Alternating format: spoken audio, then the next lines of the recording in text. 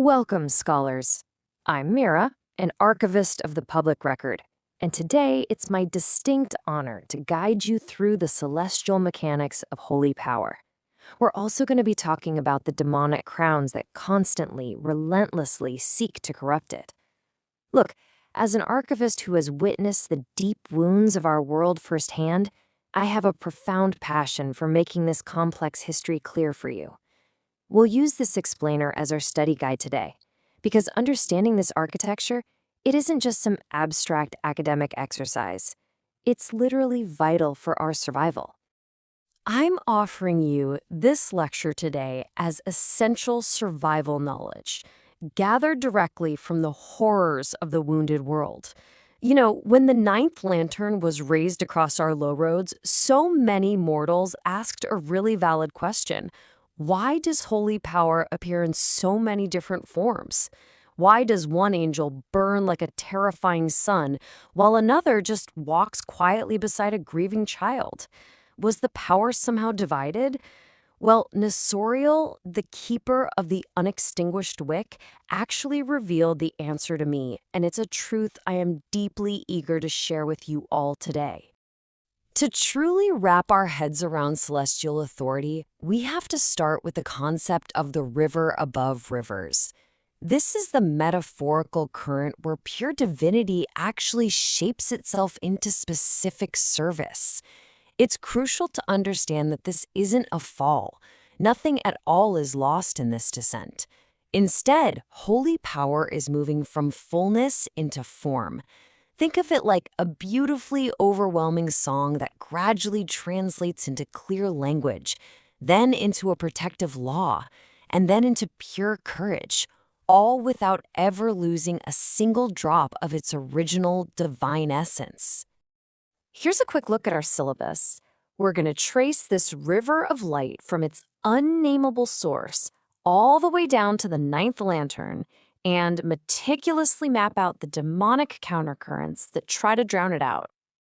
Starting with Section 1, the river above rivers, from fullness to form. So before the celestial hierarchy even receives a drop of this light, there is the source before shape.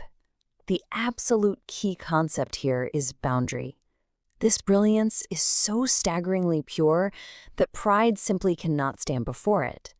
The oldest entities tell us that all holy power begins in a place where no crown can ever rest and no throne can be built. And because it's a total, hoardeless radiance rather than some possessed treasure, no demon can directly steal from it. Why? Because theft inherently requires a boundary to cross. Moving along to Section 2, source to territory, covering the first 4 stations of duty. As this pure, unbroken radiance moves outward, it has to be carefully refracted. Otherwise, frankly, it would annihilate us. Let's look at the logical progression of these first 4 stations. The first radiance refracts the light with an absolute purity of beginning. From there, the second vault secures that power into holy law and covenant, teaching us that mercy must never erase truth. Next, the third wheel translates all this into providential rhythm and timing, because sometimes a simple delay is the only thing that prevents a soul from wandering into a demon's feast. And finally, the fourth dominion assigns highly specific, rightful stewardship over earthly territories entirely based on their moral weather. So the light shifts from unapproachable purity into a very specific protective jurisdiction. That brings us to Section 3, the crucible of virtue, burning away hidden pride. Here's the thing, guarding a territory just isn't enough. The power absolutely must turn inward. While the fourth dominion guards places, the fifth virtue transforms persons. This station acts as a gentle but incredibly uncompromising fire that burns right through our hidden impurities. Think about it. A hero might be fighting demons, sure, but maybe they secretly just crave the applause. A prophet might speak the truth, but actually really enjoy being feared. The fifth virtue refines the core motive of the individual before holy power is allowed to descend even one step further into action. I've personally seen weary, battle-hardened warriors literally weep beneath the virtue's flame. It revealed their hidden addiction to being necessary to the war. They wept when they finally realized that peace, not their own heroic reputation, was the true purpose of all their battles. This refinement is absolutely critical. It stops holy power from being weaponized by our own wounded pride. The bearer must always remain smaller than the light. Section 4. Guarding the long road, focusing on the final stages of the descent. Once it's been refined by that crucible of virtue, the holy stream has to be guarded, guided, and finally carried straight down into the dark. The hierarchy just keeps focusing ever downward. The sixth watch offers total vigilance in that quiet, terribly hidden interval between temptation and actual consent. Then the seventh principality steps in to guide the wandering destinies of whole nations, making sure they don't twist into conquerors. After that, the eighth cry releases a massive proclamation that shatters the false atmosphere of demonic enchantment. And at last, we reach the ninth lantern. This is where the holy power becomes portable. It's a light small enough for human hands, but it carries the miniature weight of the entire hierarchy to answer just one single question: what must be illuminated right now? Now for Section 5, the demonic countercurrent, mimicry, and corruption.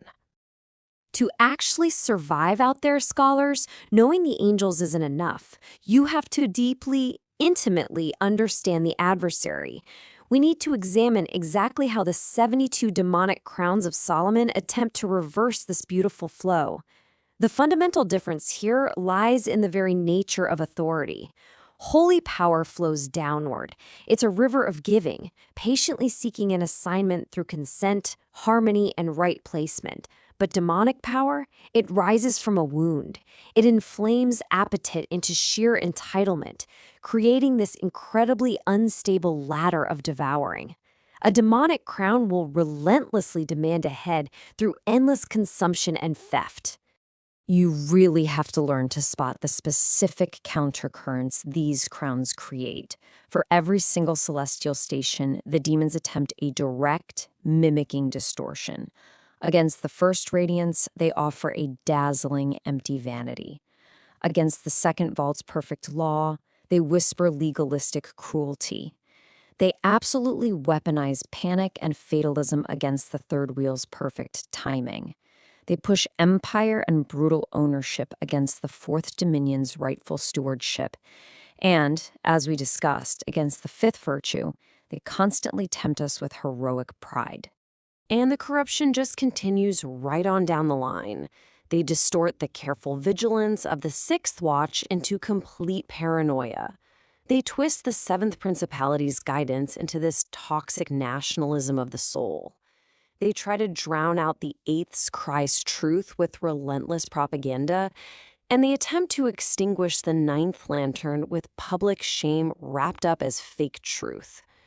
And remember, holy power doesn't counter these by just swinging to the opposite extreme.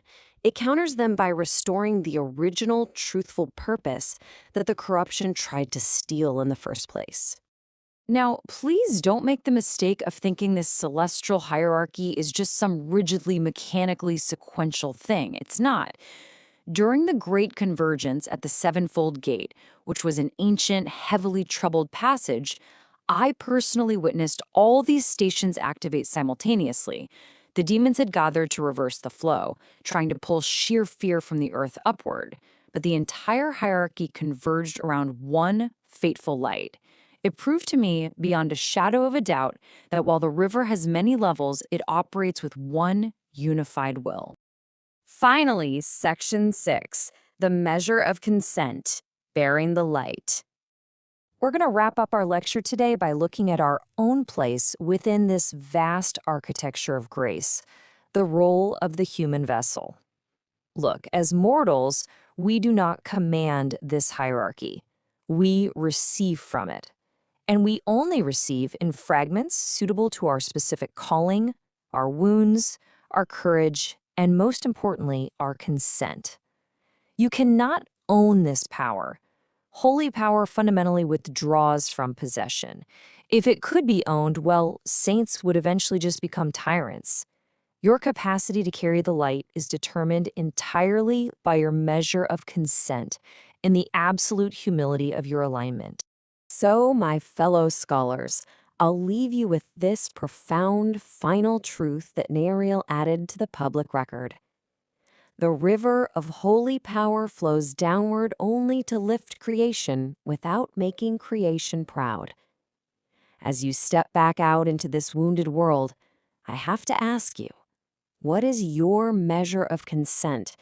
And when the time comes, how will you carry the lantern?